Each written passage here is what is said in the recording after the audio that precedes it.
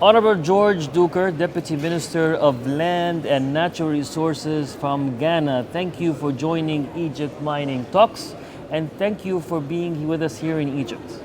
A pleasure joining you.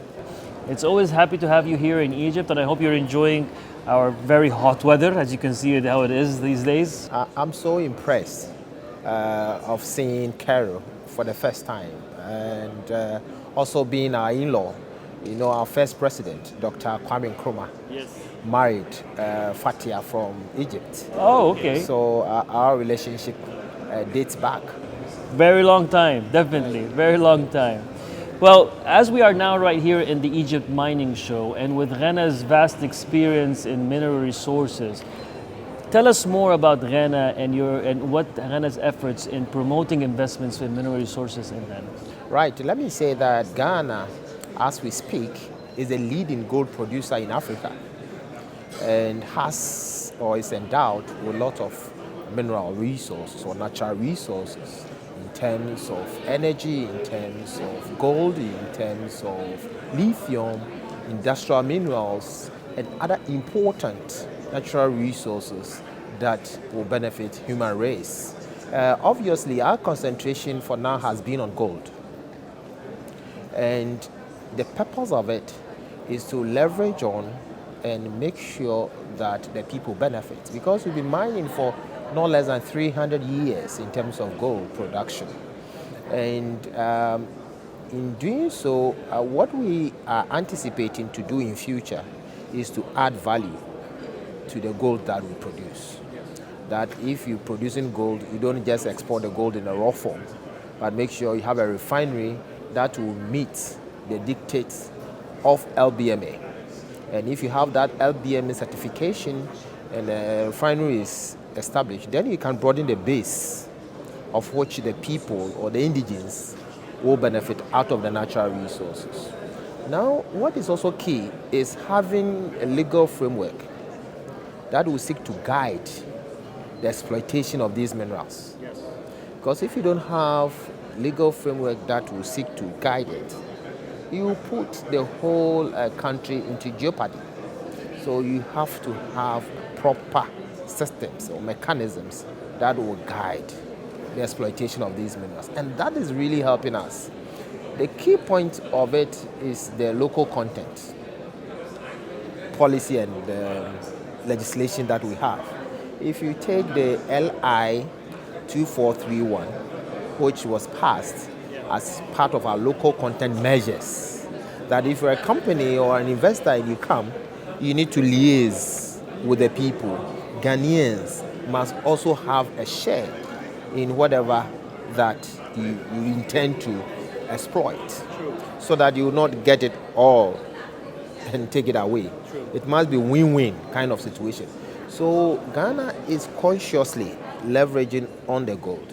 Beyond the gold, we also have manganese, we have bauxite, we have lithium, as I've already indicated, we have iron ore. And with these, we taking advantage of our experience and exposure in gold to also make sure we benefit. Beneficiation is key. And with the bauxite industry, as I speak with you, we mine the bauxite and then we export in a raw form. Yeah. Then we intend to import alumina, which is expensive. So what we have decided is to also add value to the bauxite that we mine. Okay. So what we're doing is we've established a corporation called Ghana Integrated Aluminium Development Corporation. And that is to seek to the source to the end, have a value chain. So you mine the bauxite, you smelt, have your alumina to feed into the aluminum industry.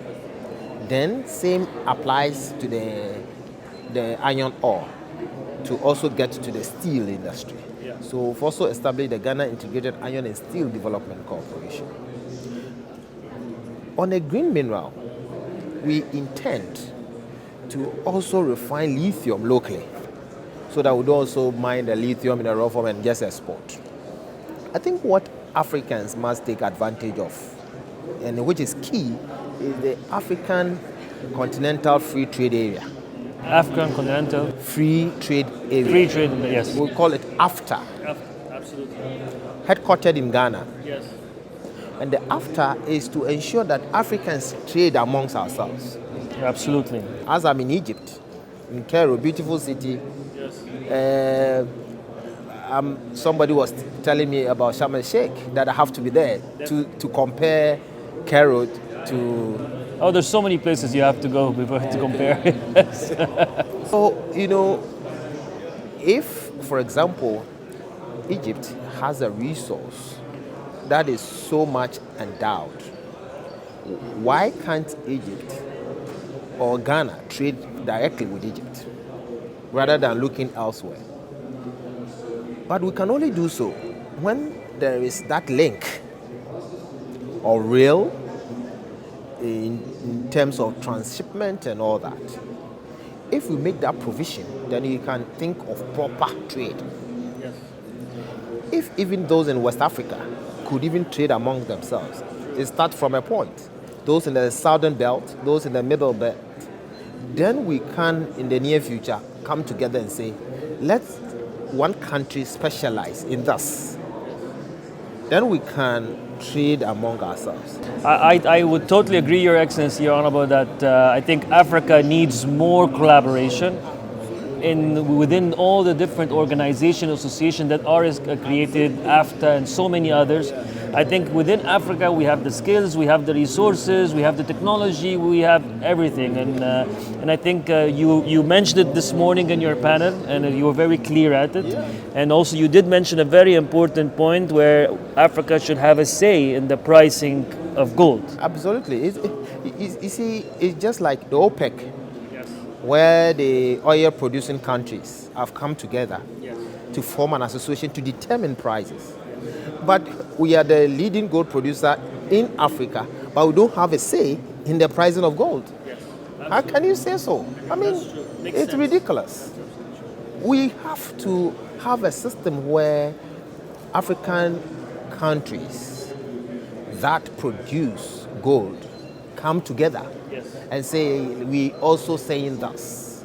We don't leave it for an association sitting somewhere to determine what we do, even certifying us to have a refinery. I mean, at least we're not being radical. We're not saying it should end in a day, but let's collaborate. They must respect our views. Our views must be respected. It shouldn't be only gold. It must be applicable to all other minerals. That if it is lithium and we are producing, we must have a say. If it is bauxite, you must have a say. If it is manganese, if it is cobalt, whatever form it takes, we must have a say as Africans. And that is where we can really make positive impact as far as our natural resources concerned. Honorable George Duker, Prime Minister, Deputy Minister for Land and Natural Resources from Ghana. Thank you so much for your time. I might have said Prime Minister, maybe you will be one time, so good luck with that. And thank you for your time. Thank you for your knowledge and expertise. And thank you for being here with us in Egypt Mining Forum, and looking forward to speaking to you again. So excited, super excited to be here in Cairo. We are so happy to have you, and I hope you enjoy your stay in Cairo. Well, I'll give you some tips and advice after our interview. Right? Sure. Thank you so much.